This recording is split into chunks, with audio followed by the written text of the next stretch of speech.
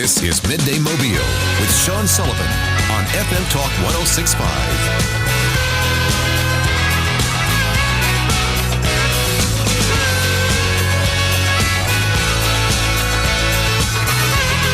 Right, 1235 FM Talk 106.5 and Midday Mobile. Glad to have you along. And we'll get back to the text line here shortly, but always a treat to get this guy on. Really do enjoy our conversations. J.R. Young from King Operating, man that's taught me more in like one conversation about the oil business than I could have learned reading 10 books, although he's got books about it. Jay, welcome back to the show. Hey, great, Sean. Thanks for having me on again. Appreciate you. It's good, and we'll get back. Happy New Year. Hey, Happy New Year to you as well. And we'll get back to some domestic production here before we finish discussing it. But I think it was probably the last time you were on the show with me. We're talking about several things, but you brought up Venezuelan oil and what was going on there. And here we sit now with a sea change moment in Venezuela. Your thoughts as an oil guy? What do you think about this? Yeah, well, I mean, it's news, right? I mean, it's news, and that guy's being transported here, and Maduro. And I feel like that what everybody's thinking is, okay, man, this is going to oversupply our United States addiction to oil, or appetite, if you will. George Bush called it addiction. So, but it's an addiction to oil that we have. We need 20 million barrels a day in the United States. We produce 13 here, and maybe that'll overcome, or that'll help bring prices down. And which I do agree. Hey, it's anything helps, and anything that helps that keeps prices down, that's a great thing. So there's no problem with us. It's not the kind of crude that we produce in the United States. It's a heavier crude. So we are going to need that crude in our refineries here in the United States, because we've oversupplied our refineries here in the United States. Plus, California knocks them all off all the time. So they're shutting down refineries, and it's a whole different story, a whole different episode for the Sean Sullivan Show. But I do. Hey, on a short, but give me a short version here. Like, explain. Here comes Venezuela versus West Texas Intermediate or whatever. Let's look at Venezuelan crude. How much more money or more time is it to turn that into the products we need, petrol versus some WTI?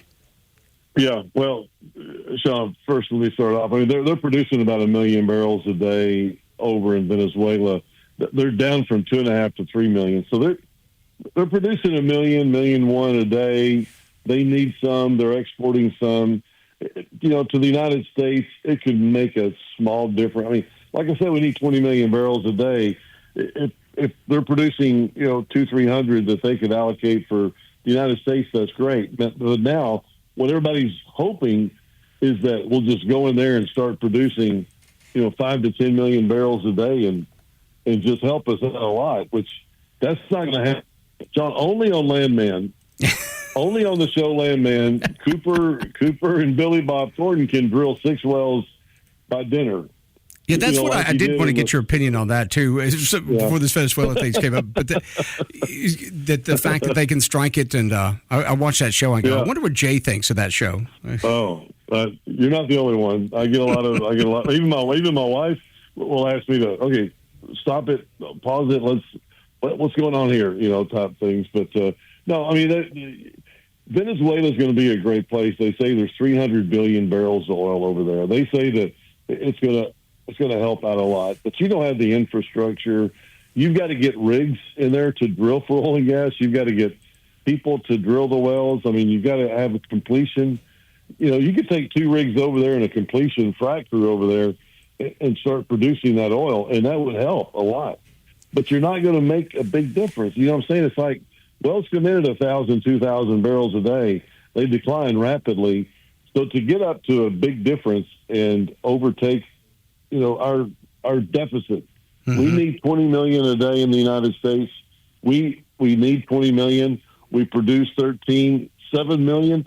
To overtake that, you would need, a plethora of rigs, and you'd have to do some landman magic, to drill a lot of wells in a short amount of time to overtake and make a huge difference. It is going to make a difference, but the the world needs 100 million barrels of oil a day. 100 million. They produce 1 million. Yeah. So not that big a deal. Well, okay, and I'm going to come back to Venezuela's supply, but the quality or lack thereof of Venezuelan oil, is it more like when you bring that in, let's say it comes into that refinery, is it, and you get some WTI coming in to refinery A, and then refinery B gets the Venezuelan oil, is the production time to get that process longer or more expensive with the Venezuelan oil? Yeah, but right now we're not even using our refineries. We're sending, matter of fact, we're sending overseas oil out of the United States to make it into, the less expensive crude that we have, because we can't produce it here. We can't refine it here because of our refineries.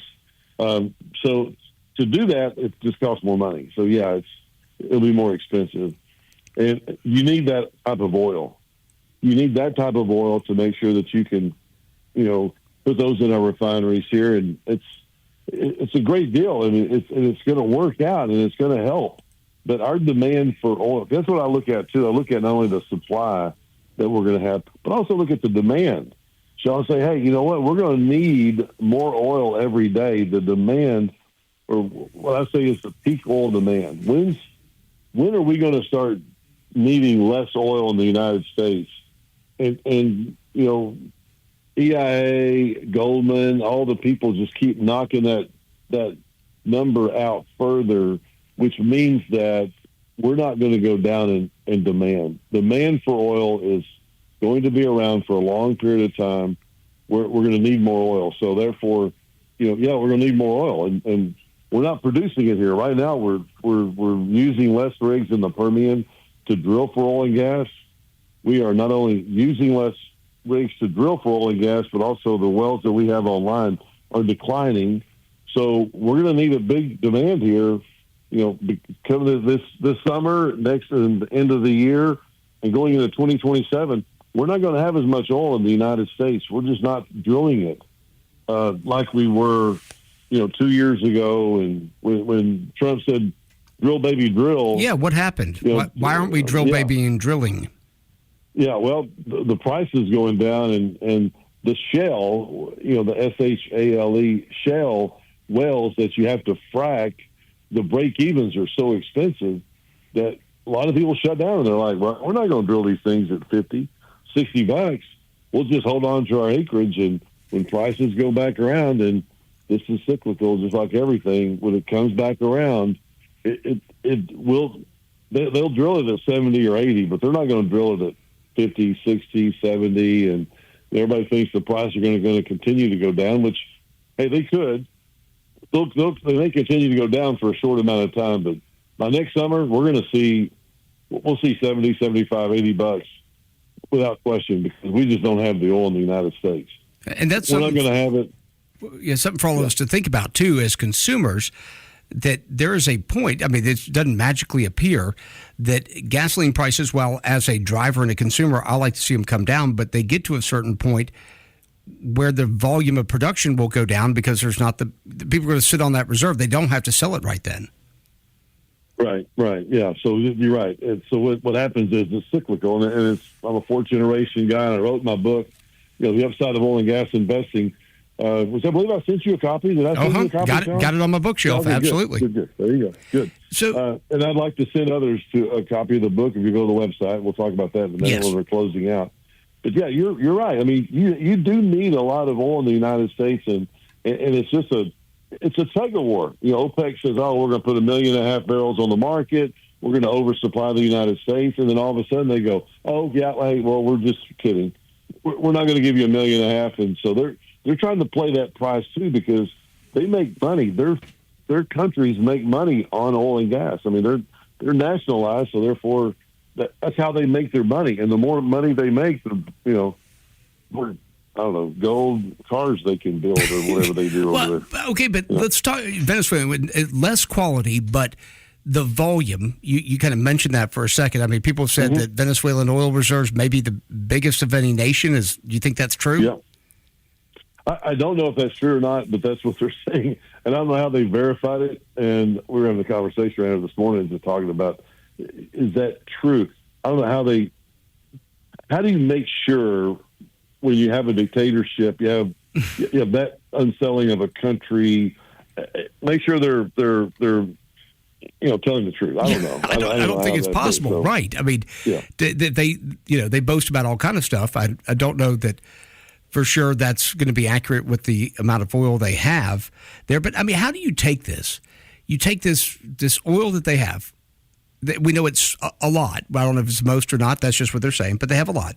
Mm-hmm. And fail with it. It seems like at a certain point, a country should thrive. I mean, look at the Middle East, right? I mean, the standards of living and all that are so high because it's propped up with all this natural resource of oil. And here's Venezuela. Right. And at one point they were living right with it, but is it as simple? Even if it's a socialist country, wouldn't you just say, we got to get, hey, socialists out there, we got to do it for the home country. Let's get the production up here. I mean, it would lift everybody. Right. Yeah, absolutely, 100%.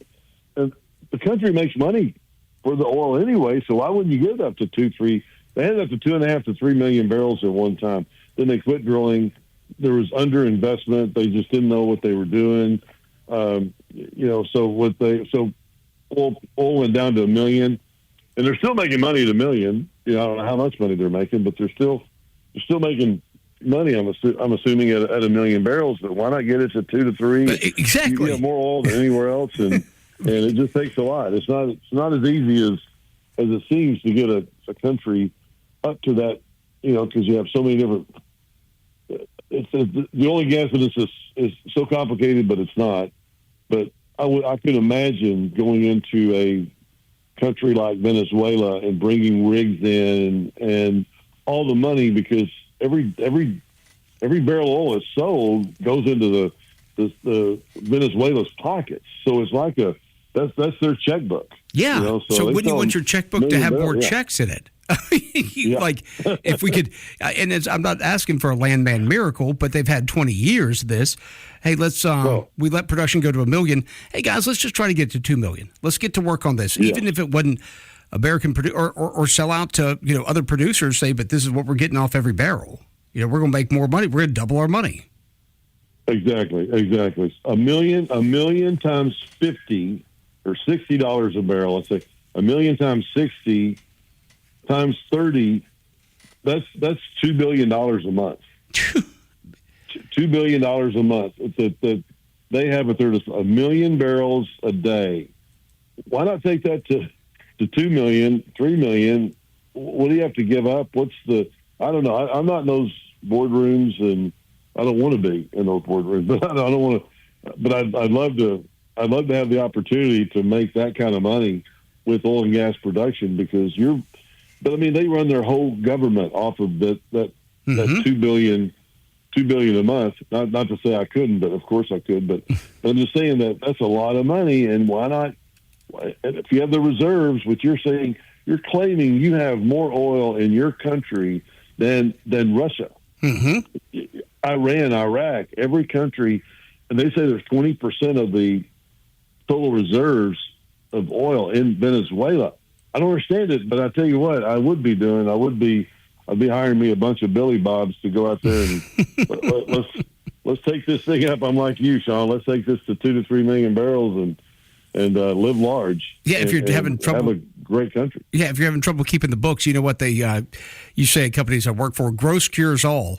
Right? I mean, you get the gross up and cures all. Instead of when it comes to budgeting time, just get the gross up and everything works itself out. 100%. Jay, you mentioned a price per barrel.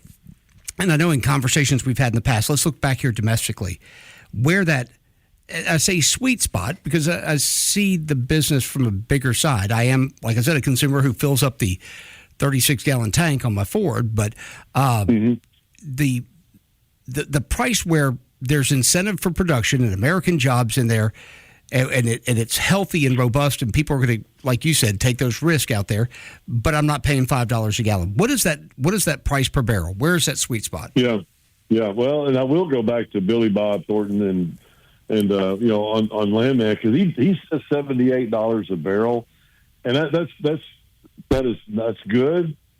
I think it may be a little too high, but because it's, not that I like high prices, but you want to make sure that you're not overdoing it, or it's like, when you see prices that are too high, that you get everybody in the world. I mean, I ran into a friend of mine that was he was in real estate, and then I was flying to Midland on a Southwest flight when oil prices were $80, $90 a barrel. And I said, "Hey, what's going on? What are you going to Midland for? I thought you were in real estate." He played football at college and in NFL. And then I said, "What are you doing now?" And he goes, "I work for an oil and gas company." I said, I just don't understand that. I just think that people that grow up in the oil business or that go into the oil business out of college are the people that are supposed to be in the oil business. Not somebody that goes, "Oh, okay, I'm looking at the oil business because of," or whatever. That's just kind of how I think. But so I'm a fourth generation. My granddad went into the oil business when he was 16 years old, and moved to East Texas in 1936. And I mean, it's like we talk about it all the time about, what happened and how things were. And they would shut towns down.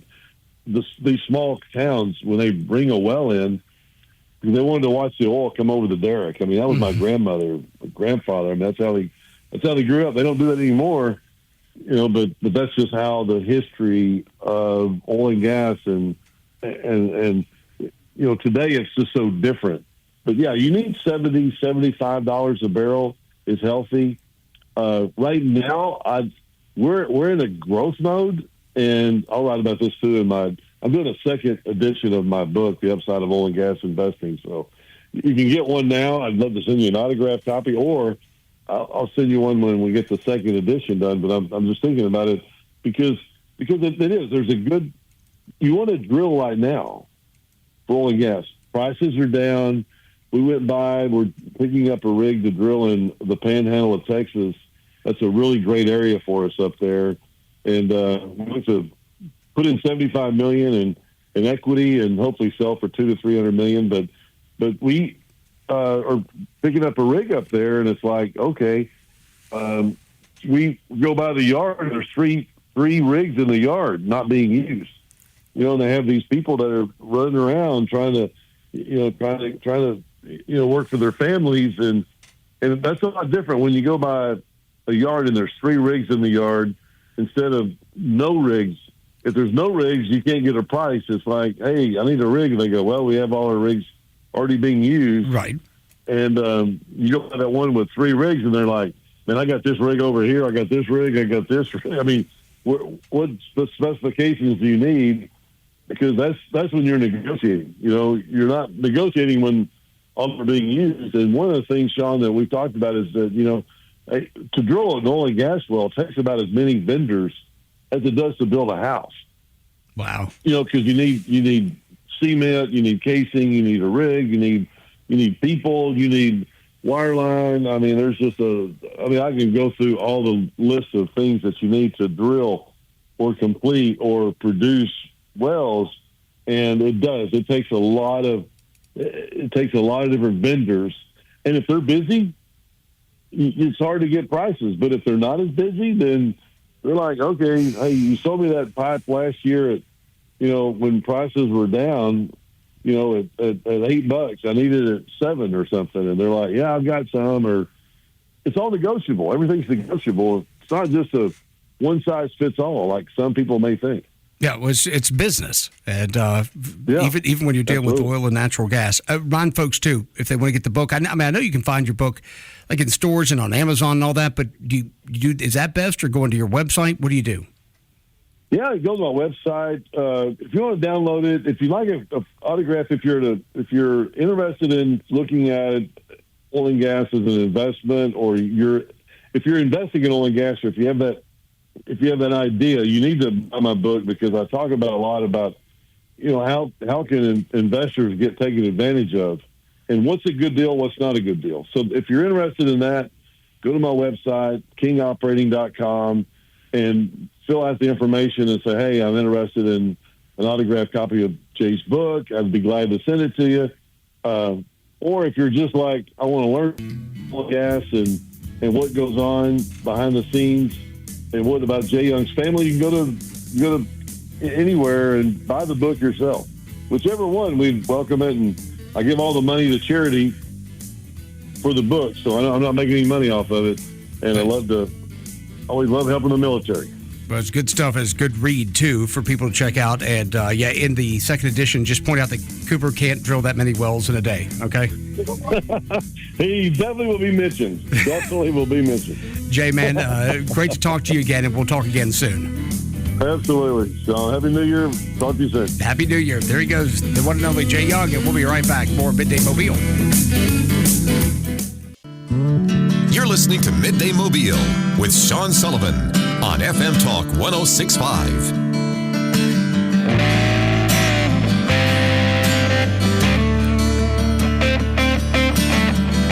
1256 FM Talk 106.5 Midday Mobile. Big thank you to Jay. Always good to get him on the show.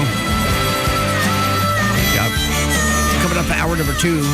Don't want to miss this. Heath Hutchinson is going to join us, part of that lawsuit against Mobile County and Moss over the county's vacation of the road that led there to the only public launch on Big Creek Lake. We'll talk about that in a little bit. And I thought this was a good time to remind you about what my buddy Trey does. He got a company, maybe you heard of it, called 1-800-GOT-JUNK. Maybe, just maybe, for your New Year's resolution, you're going to get organized. My pro tip is it's easier to organize fewer things. See what it? So it sounds like a Confucius said it or something. Easier to organize fewer things. If you got junk around the house, storage unit, shop, you got junk you're like, oh, we'll get around to getting that stuff gone. Get rid of it now or pretty soon when you make an appointment with 1-800-GOT-JUNK. And that's what I love too. The Trey gets it. None of this stuff where you have to sit all day and wait for some person you're paying to come to your house.